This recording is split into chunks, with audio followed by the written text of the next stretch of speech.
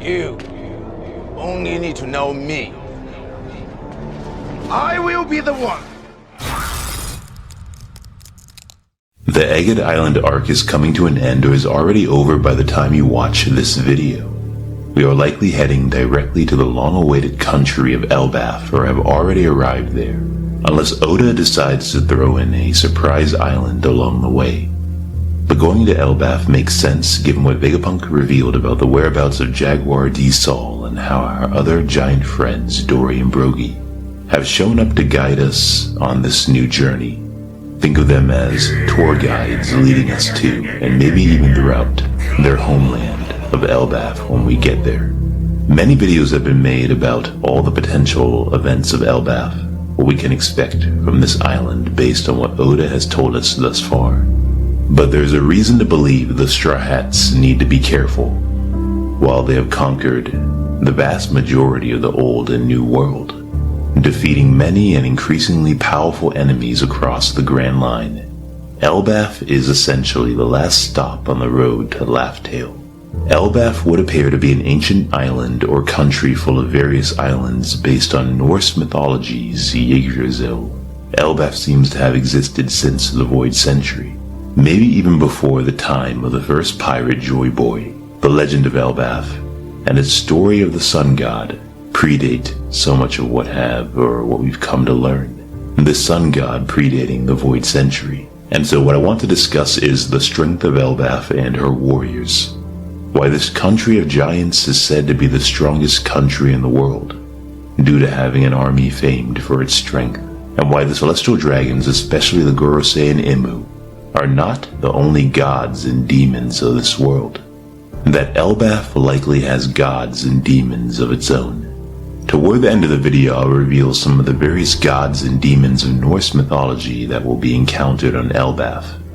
But have you ever heard of the Chinese light novel or manhwa called Tales of Demons and Gods? It also has an anime series. Tales of Demons and Gods mixes fantasy, martial arts, and reincarnation genres. It has gained a lot of popularity in recent years. Hundreds of exciting chapters have been released already. Tales of Demons and Gods revolves around the deities, immortals, and monsters of Chinese mythology. The premise is as follows. After being killed by the sage emperor and reborn as his 13-year-old self, Nia Li gets a second chance to change his fate and save his loved ones. Armed with the knowledge from his past life, he will rise from the weakest to become the strongest, determined to defeat the sage emperor and become the king of the gods, making the world tremble before him. If that sounds exciting, you'll love the sponsor of today's video, Over Mortal. Over Mortal is a text-based card RPG game where you transform from an ordinary mortal to an immortal hero. You will explore diverse realms, engage with NPCs, and challenge powerful bosses. While fantasy, it feels like real life because your choices shape your journey. Decisions equal destiny. Will you embrace the darkness or the light? In Overmortal, you will master your skills and choose between solo adventures or player versus player battles. And if you love pets, in Overmortal, your pets aren't just pets. Think of One Piece, Luffy, and Chopper. Imagine having your own reindeer friend. You get to play Overmortal with diverse companions on this epic journey of good and evil. In collaboration with Tales of Demons and Gods, Overmortal is launching a crossover event where you can experience an exclusive storyline where popular characters from Tales of Demons and Gods enter the world of Overmortal, bringing an exciting new narrative to explore. Players will help these characters collect lost treasures to earn themed outfits and other items for free. Overmortal is also launching new gameplay, where you will brave grueling trials to unlock new locations such as Heavenly Sacred Border, Trial Grounds, and Abyssal Ruins. You will capture these sites and earn points to gain unique rewards. You can also unlock value packs to obtain the powerful new divinity entity Master Bodhi, unlock generous benefits like daily login rewards, and rewards for joining in the world chat. There is also a bonus promo code DG005 for new players that will provide them with additional in-game rewards. So, if any of this sounds exciting to you, use the QR code or click the link in the description box or pinned comment in the comment section to sign up for Overmortal today. So, Elbaf is a very powerful country. Those that live there, people, creatures, likely all powerful to some degree. Why? Is there something in the air, the water, the food? Something Sanji can add to those recipes he doesn't use? Something Luffy might eat to get stronger? I think the simple answer is they're giants. Actual giants, giant-sized humans, giant creatures like giant bears, lions, giant fish, the size of ships, we are told. Since seeing inside of Elbaf from the Big Mom flashback, we're even told that the forests on Elbaf are home to monstrous and colossal beasts. One can only imagine the vast array of giant-sized monsters that the Strats will run into. If you think of the really tall humans that we know exist, and then compare them to the giant humans or real giants, then to the size of ancient giants, imagine regularly running into creatures larger than the giant creatures we've seen so far in the story. Creatures that make the giants look like ants. Imagine a giant-sized dragon, and so a dragon 10 times the size of the one we saw in Punk Hazard, or even bigger than Kaido in dragon form. If you ever heard of the game Shadow of the Colossus, then you have some sense for what Elbaf might be like. A place where you have to defeat enormous enemies on a regular basis. Imagine for a moment another legendary Zoro moment where Zoro goes up against a famed giant swordsman wielding a giant-sized supreme-grade blade. Or a giant-sized Gear 5 Luffy fighting against another giant god. We'll come back to the gods of Elbaf in a moment.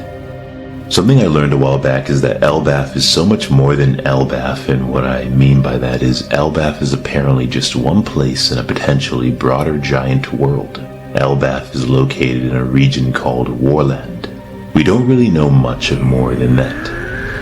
Why it is called Warland, but based on the name we can assume it is a land of war. Just as the name Elbaf tells us, Elbaf will be a land of fables, because Elbaf spelled backwards is fable, a place with creatures and obstacles only our wildest dreams could imagine. They exist only in fables, or on Elbaf, which is saying something given everything we've encountered in One Piece thus far. Because Elbaf is located in the region of Warland, expect different factions going to war. We might even run into other pirates besides the Straw Hat Pirates, just as Orochi and the Korazumi sided with Kaido, and the Beast Pirates for control of Wano, whereas Oden, Momonosuke, and the Kozuki clan sided with Luffy and the Straw Hats. Maybe a similar situation will unfold on Elbaf. There will likely be a king or a god, and some other royalty or giant deity is after the throne. Given the fanfare over the episode of Shanks' divine departure and Eustace Kid's pirate career into oblivion, with the whereabouts and condition of Eustace Kid being an unknown, many think Eustace Kid likely survived what Shanks and the Giants did to him, and that if he does survive, that Eustace Kid will be celebrated for defeating Big Mom. This will make some giants very happy. They might even have songs or stories about his victory, like the Vikings used to tell in honor of historic battles. That would make Eustace Kid a legend amongst the giants. It could even be that the giants come to worship Eustace Kid as a god. Eustace Kid becoming somewhat of a tribal chief like Shanks, which would be fitting since Eustace Kid has been designed to resemble Shanks in many ways. Maybe Shanks will be revealed to have had a similar experience or a connection to the giants of Elbaf, having had to prove himself his strength to gain the giant's respect on this island. Maybe Eustace Kid will align himself with the giants that oppose another side of giants. Luffy on the side of Shanks' allies, Dory and Brogy, and so on, including the Grand Fleet Captain Hadrudin, who has his own new giant warrior pirates behind him and likely pledged to Luffy's side of things. If Eustace Kid is there, washed up on shore somehow, he could be on the opposing end. Many in the One Piece community, after all, have long awaited a battle between Eustace Kid and Luffy, although without question, Kid is currently outmatched. We have seen this pattern of island civil war, internal disagreements and betrayal before multiple times when you think back to Fishman Island, and how Hody Jones wanted to deal with humanity when compared to the other fishmen like Jinbei and King Riku. Even the land of Wano had disagreements over opening and closing its borders because of distrust of outsiders. Since giants have also been wronged or enslaved by the world government, maybe there's bad blood there and some giants hate humans.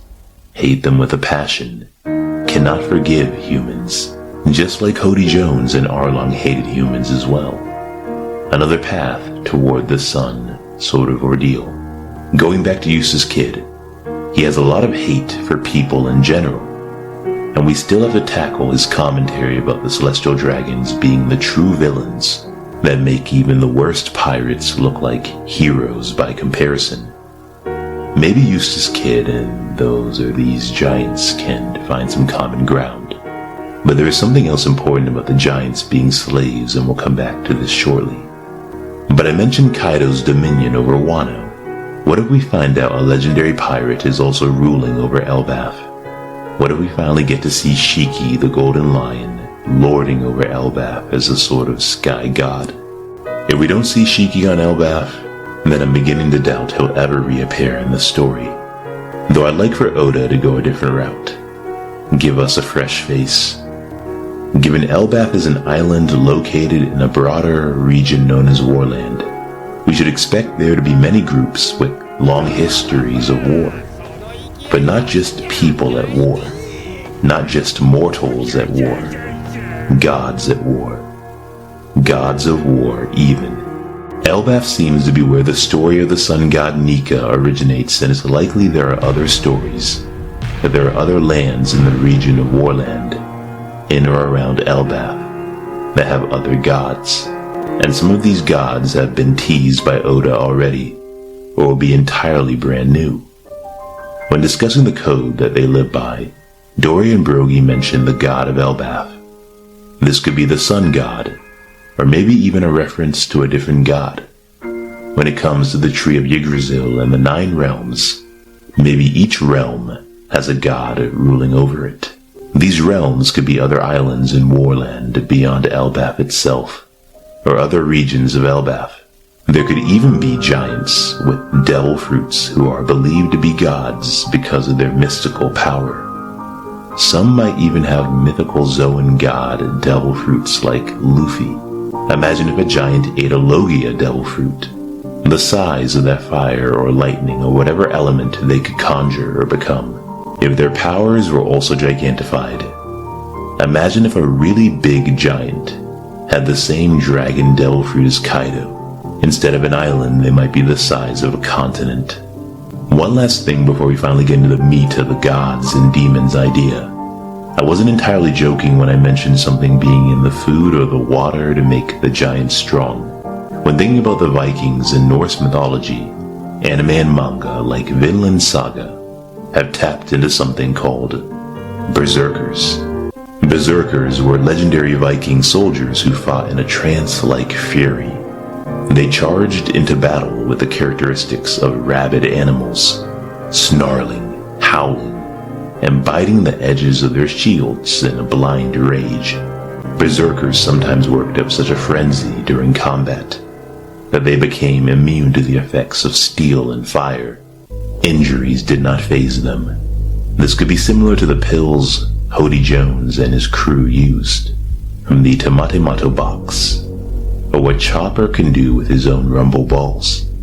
Now, in another video on the screen here, I discuss why Elbaf is the perfect time to reintroduce the ancient giants and why these ancient giants, or perhaps the giants in general, might have stories about another god that rivals the sun god. This god could relate to Blackbeard, a dark fable. There could even be one about the sea devil. We might even learn about the giant red serpent, the giants Dory and Brogy spoke of, as some giant god or monster they have been unable to defeat, if it turns out that they weren't referring to the Red Line, as some have theorized. But most importantly, given the connection other One Piece islands have to the ancient kingdom, Joy Boy, and the Sun God, the gods first mentioned during Skypiea shouldn't be forgotten. There's the sun god Nika, but also the god of the forest, the god of the rain, and the god of the earth.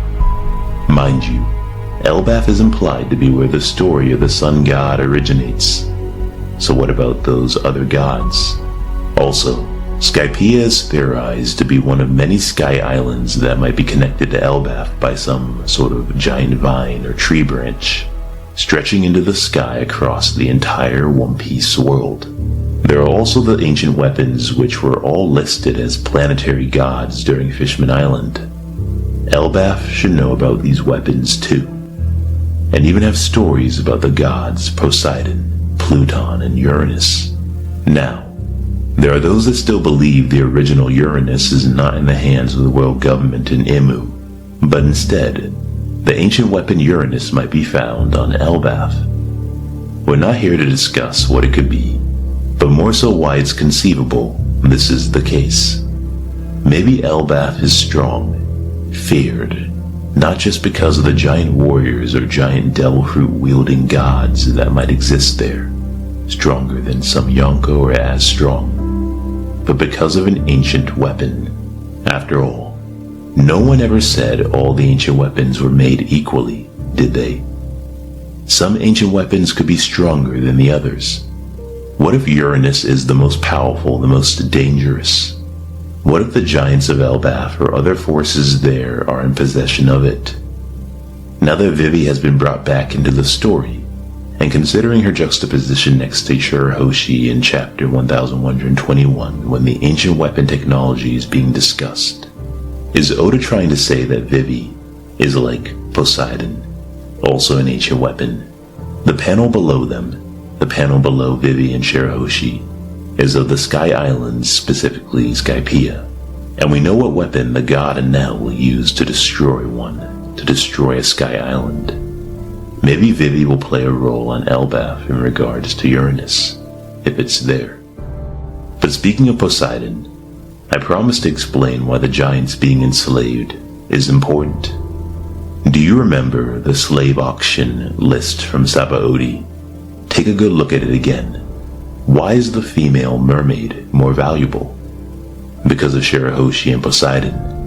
Now, why are the male giants more valuable than the female giants?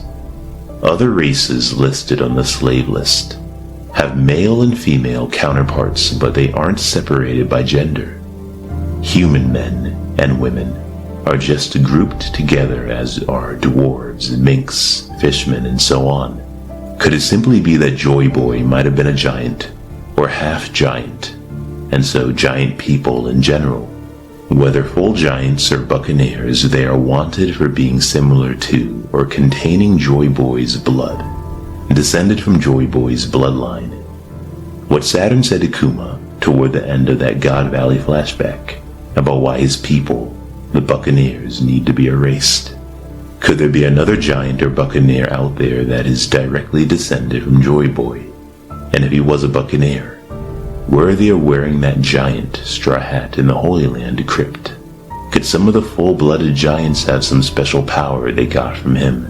Or could it be that just as female mermaids are secretly valued more, because one of them is the ancient weapon Poseidon, in this case, Shirahoshi, could it be that one of the male giants is also an ancient weapon, or possesses the inherited power to control an ancient weapon, thus making him an Elbaf god? Besides gods, What about demons? According to Dory and Brogy, the colossal demon yokai that the Gorosei transform into strongly resemble the wildlife in the forests of Elbaf. What if not just because of their size, which is what Dory and Brogy seem to imply, but there might also be monsters in those woods. Good gods like the Sun God and Luffy, evil gods or demons like the Sea Devil might exist and are known to the giants of Elbaf. A list of gods that the Straw Hats might encounter on Elbaf include the following. The following 12 main gods in Norse mythology. Odin, supreme god of Asgard. Thor, god of thunder. Baldur, god of light and blessings. Vidar, god of silence. Vale or Vale, god of revenge. Brage, or Brog, god of poetry. Heimdall, gatekeeper of the Bifrost. Tyr, god of war. Nord, god of the sea. Frey, god of love. Ul or Ul, god of hunting. Forseti, god of justice. Frigg, Mother Earth. I want to point out that the god of the Bifrost, for those that have seen the Marvel movies, refers to the Bifrost Bridge, which allows instantaneous travel within the 9 realms. It uses a rainbow bridge for travel. Think of the invisible walkway or bridge that Apu, Scratchman Apu, and company run away on. Could this be the Elbaf Bifrost? A rainbow bridge connecting the 9 realms.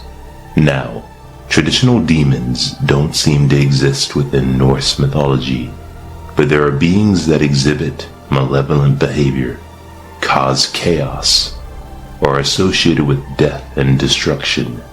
Loki and his monstrous children, Fenrir, Jormungandr, and Hel, come to mind, possibly implying that Prince Loki of Elbaf could be a malevolent force. Norse mythology also has space for Valkyries, dark elves, and trolls that possess a darker nature. Again, we can't really say anything more than that since Elbaf is still an enigma. But without question, the Straw Hats are in for a big surprise if they think they're ready for the strongest country in the world. But as usual, we will have to wait and see. And don't forget to like the video, comment your thoughts below, and subscribe. You can also find me on Twitter at the following address at Vinland Ragnar. My Twitter page is on the screen. Also check out my other One Piece channel called Vinland Leaks, where I'll be making shorter One Piece videos and responding to your comments. And I'm trying out something entirely different with a channel called Vinland Dark, for those of you that like my darker One Piece videos. Again, links will be in the description box and pinned in the comments section below. As always, there's more to come. Until next time.